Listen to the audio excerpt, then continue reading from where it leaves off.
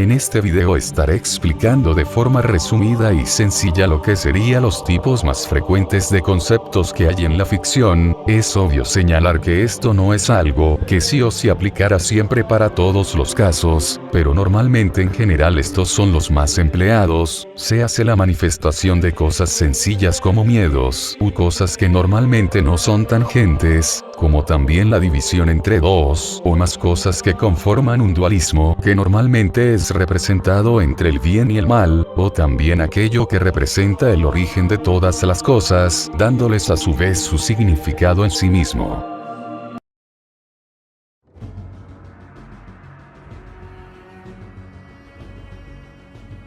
Conceptos abstractos. Son los relacionados a las ideas abstractas, a los sentimientos y al pensamiento que no abarca la realidad, sino que actúa de forma imaginaria en un sentido abstracto. En resumidas cuentas, pueden darse en diferentes estados asociados a la mente, ya sea en el sentido emocional o analítico. Si bien no son conceptos tan generales para la realidad, aún siguen siendo inmateriales para la percepción material / espiritual e inexistencial. A su vez, estos conceptos representan cualidades, propiedades o ideas que no se pueden percibir directamente a través de los sentidos. Por ejemplo, la justicia, el amor, la libertad y la belleza son productos del pensamiento humano y se utilizan para comprender y comunicar ideas complejas, aunque no tienen una manifestación física específica.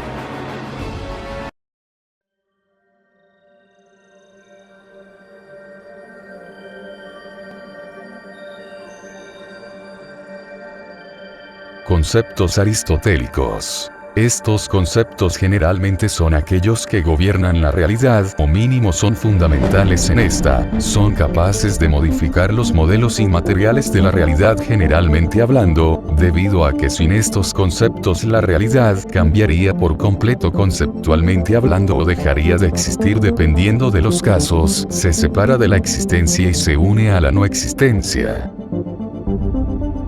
La lógica aristotélica. Aristóteles ha pasado a la historia, entre otras cosas, como el primer sistematizador de la lógica. De hecho, sus propuestas en este campo, junto a las aportaciones de los estoicos, han constituido prácticamente toda la lógica hasta el siglo XIX. El mismo Kant, quien toma la clasificación aristotélica de los juicios como base para realizar la deducción trascendental de las categorías del entendimiento, aspecto fundamental de su obra, se extraña del mínimo avance de la lógica, desde Aristóteles, contrastándolo con el arrollador avance de la ciencia a partir del Renacimiento, dado que ambas parecen ofrecernos una forma de conocimiento seguro. Los conceptos. El concepto es entendido como la representación intelectual de un objeto, diferenciándose, pues, de lo sentido, lo percibido, lo imaginado o lo recordado. Las propiedades de los conceptos son la comprensión y la extensión. La primera denota las características esenciales que contiene un concepto, y la segunda el número, la cantidad de sujetos a los que puede aplicarse, de los que se puede predicar. Cuanto mayor sea el número de características que contiene un concepto, menor será el número de sujetos a los que pueda aplicarse, y viceversa. En función de estas características se pueden construir los conocidos árboles lógicos, como hizo Porfirio, siglo III después de Cristo, en los que se clasifican los conceptos, estableciendo entre ellos una relación de jerarquía y subordinación, de mayor a menor extensión. Por supuesto, hay muchas clases de conceptos. Atendiendo a su extensión pueden ser universales, particulares y singulares. Atendiendo a su comprensión, simples y compuestos, según expresen una sola esencia, o una esencia acompañada de una cualidad. También pueden ser, según su comprensión, concretos y abstractos, compatibles o incompatibles, positivos o negativos, claros u oscuros. Los que más interesaron a Aristóteles fueron los conceptos universales y sus distintos tipos de atribución o predicables. Los predicables son conceptos universales que pueden aplicarse, pues, a muchos sujetos. En los analíticos posteriores Aristóteles se refiere a 5 predicables, o modos generales de atribución. Género, especie, diferencia, propio y accidente. El género representa la parte de la esencia que es común a varias especies. La especie representa la esencia del ser. La diferencia expresa la parte de la esencia que no es común, sino característica de la especie. Propio, o propiedad, expresa una cualidad que acompaña necesariamente a la especie, y el accidente expresa una cualidad contingente, que puede estar o no en el ser. Conceptos metafísicos. Son los conceptos que originan la realidad / todos sus conceptos duales / todas sus propiedades individuales y opuestas / son el origen de todo lo que existe y no existe en toda la realidad, siendo una fuerza no dual al no poseer un polo opuesto o contradicción en sí mismo. Estos conceptos en su mínima expresión se tratan como una dualidad limitada o hasta ilimitada, pero en su máxima expresión se trata del transdualismo que trasciende todos los conceptos duales de la realidad sin excepciones, actuando como un modelo absoluto y primordial en la realidad que no se puede limitar por las dimensiones geométricas físicas de la realidad a menos que dichas dimensiones compartan su misma naturaleza metafísica. Los conceptos metafísicos pueden abordar temas como la existencia de Dios, la naturaleza del ser, la causalidad, el tiempo y la realidad misma. Estos conceptos a menudo involucran preguntas trascendentales y abstractas que van más allá de lo que se puede observar o medir empíricamente. Aclaración. No todos los conceptos metafísicos se pueden llevar a su definición real. Con la metafísica no todo de esta se puede llevar a su máxima expresión, aunque depende del contexto de cómo te lo plantea la obra en cuestión también o su cosmovisión de la misma. El no dualismo incluye una serie de tradiciones filosóficas y espirituales que enfatizan la ausencia de dualidad o separación fundamental en la existencia. Este punto de vista cuestiona los límites convencionalmente impuestos entre uno mismo y el otro, mente y cuerpo, observador y observado, y otras dicotomías que dan forma a nuestra percepción de la realidad. Como campo de estudio, el no dualismo profundiza en el concepto de no dualidad y el estado de conciencia no dual, abarcando una gama diversa de interpretaciones, no limitadas a un contexto cultural o religioso particular. En cambio, el no dualismo emerge como una enseñanza central en varios sistemas de creencias, invitando a los individuos a examinar la realidad más allá de los límites del pensamiento dualista. Lo que distingue al no dualismo es su inclinación hacia la experiencia directa como camino hacia la comprensión. Si bien la comprensión intelectual tiene su lugar, el no dualismo enfatiza el poder transformador de los encuentros de primera mano con la unidad subyacente de la existencia. A través de prácticas como la meditación y la autoindagación, los practicantes pretenden sortear las limitaciones de la comprensión conceptual y comprender directamente la interconexión que trasciende las distinciones superficiales. Este aspecto experiencial del no dualismo desafía las limitaciones del lenguaje y el pensamiento racional, apuntando a una forma de conocimiento más inmediata e intuitiva. La metafísica es la rama de la filosofía que examina la estructura fundamental de la realidad. Tradicionalmente se ve como el estudio de las características de la realidad independientes de la mente, pero algunos teóricos modernos lo entienden como una investigación de los esquemas conceptuales que subyacen al pensamiento y la experiencia humana. Muchos temas generales y abstractos pertenecen al ámbito de la metafísica. Investiga qué es la existencia, qué características tienen en común todas las entidades y cómo se dividen en categorías de ser. Un contraste influyente es entre los particulares, que son entidades individuales únicas, como una manzana específica, y los universales, que son entidades generales repetibles que caracterizan a los particulares, como el color rojo. La metafísica modal examina lo que significa que algo sea posible o necesario. La naturaleza del espacio y el tiempo es otro tema amplio, en el que los metafísicos debaten cómo concebirlos y cómo conceptualizar el cambio. Una cuestión estrechamente relacionada se refiere a la esencia de la causalidad y su relación con las leyes de la naturaleza. Otros temas incluyen cómo se relacionan la mente y la materia, si todo en el mundo está predeterminado y si existe el libre albedrío. Los metafísicos emplean varios métodos para realizar su investigación. Tradicionalmente, se basan en intuiciones racionales y razonamientos abstractos, pero más recientemente también han incluido enfoques empíricos asociados con teorías científicas. Debido a la naturaleza abstracta de su tema, la metafísica ha recibido críticas que cuestionan la confiabilidad de sus métodos y el significado de sus teorías. La metafísica es relevante para muchos campos de investigación que a menudo se basan implícitamente en conceptos y suposiciones metafísicas. La lógica es el estudio del razonamiento correcto. Incluye lógica tanto formal como informal. La lógica formal es la ciencia de las inferencias o verdades lógicas deductivamente válidas. Estudia cómo las conclusiones se derivan de premisas, debido únicamente a la estructura de los argumentos, independientemente de su tema y contenido. La lógica informal está asociada con falacias informales, pensamiento crítico y teoría de la argumentación. Examina argumentos expresados en lenguaje natural, mientras que la lógica formal utiliza lenguaje formal.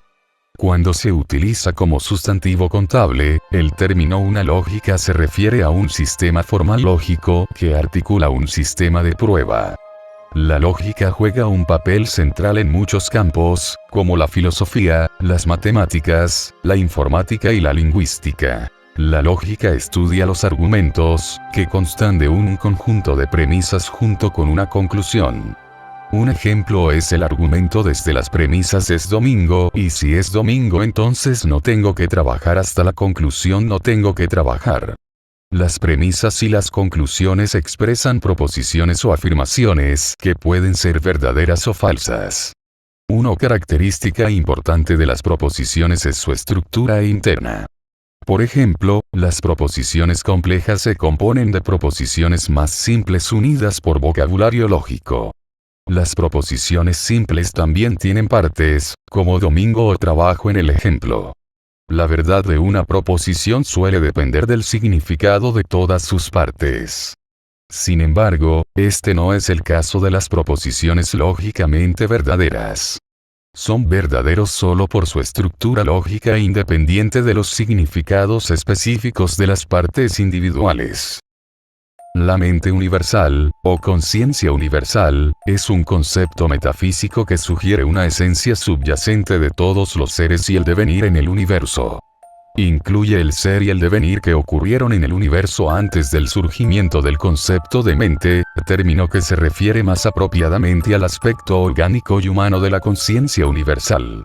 Aborda el ser y el devenir inorgánicos y las interacciones que ocurren en ese proceso sin una referencia específica a las leyes físicas y químicas que intentan describir esas interacciones. Esas interacciones han ocurrido, ocurren y continúan ocurriendo. La conciencia universal es la fuente que subyace a esas interacciones y a la conciencia y el conocimiento que implican. En la filosofía de la mente, el dualismo mente-cuerpo denota la opinión de que los fenómenos mentales no son físicos, o que la mente y el cuerpo son distintos y separables. Así, abarca un conjunto de visiones sobre la relación entre mente y materia, así como entre sujeto y objeto, y se contrasta con otras posiciones, como el fisicalismo y el enactivismo, en el problema mente-cuerpo. Aristóteles compartió la visión de Platón sobre las almas múltiples, y además elaboró una disposición jerárquica, correspondiente a las funciones distintivas de las plantas, los animales y los humanos. Un alma nutritiva de crecimiento y metabolismo que los tres comparten. Un alma perceptiva del dolor, el placer y el deseo que solo comparten los humanos y otros animales. Y la facultad de razonar que es exclusiva de los humanos únicamente. Desde este punto de vista, un alma es la forma hilomorfa de un organismo viable, en el que cada nivel de la jerarquía sobreviene formalmente a la sustancia del nivel anterior. Para Aristóteles, las dos primeras almas, basadas en el cuerpo, perecen cuando muere el organismo vivo, mientras que queda una parte intelectiva inmortal y perpetua de la mente. Para Platón, sin embargo, el alma no dependía del cuerpo físico. Creía en la metempsicosis, la migración del alma a un nuevo cuerpo físico. Ha sido considerado una forma de reduccionismo por algunos filósofos, ya que permite la tendencia a ignorar grupos muy grandes de variables por su supuesta asociación con la mente o el cuerpo, y no por su valor real a la hora de explicar o explicar. Predecir un fenómeno estudiado. El dualismo está estrechamente asociado con el pensamiento de René Descartes, quien sostiene que la mente es una sustancia no física y, por tanto, no espacial. Descartes identificó claramente la mente con la conciencia y la autoconciencia y la distinguió del cerebro físico como sede de la inteligencia. Por lo tanto, fue el primer filósofo occidental documentado en formular el problema mente-cuerpo en la forma en que existe hoy. El dualismo se contrasta con varios tipos de monismo.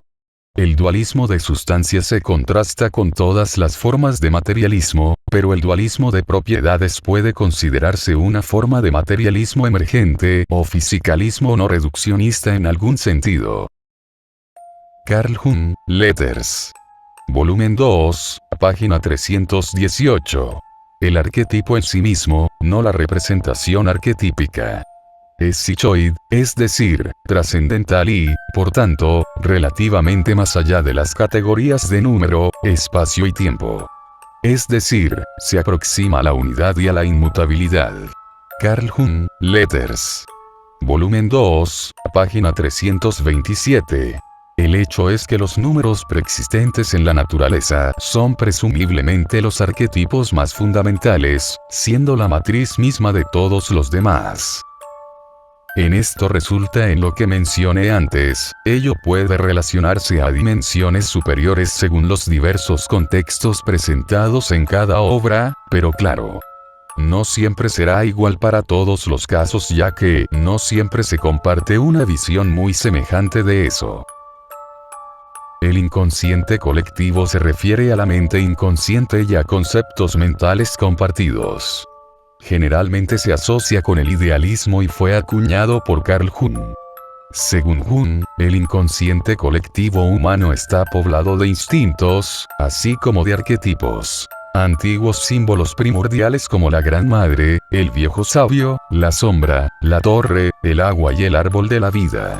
Jung consideró que el inconsciente colectivo sustenta y rodea a la mente inconsciente, distinguiéndolo del inconsciente personal del psicoanálisis freudiano.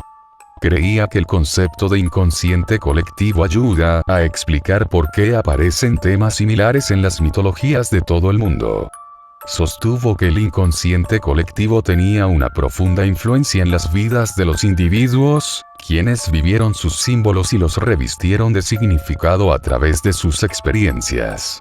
El psiquiatra y analista junguiano Lionel Corbett sostiene que los términos contemporáneos psique autónoma o psique objetiva se utilizan hoy más comúnmente en la práctica de la psicología profunda que el término tradicional de inconsciente colectivo. Los críticos del concepto de inconsciente colectivo lo han llamado poco científico y fatalista, o muy difícil de probar científicamente, debido al aspecto místico del inconsciente colectivo.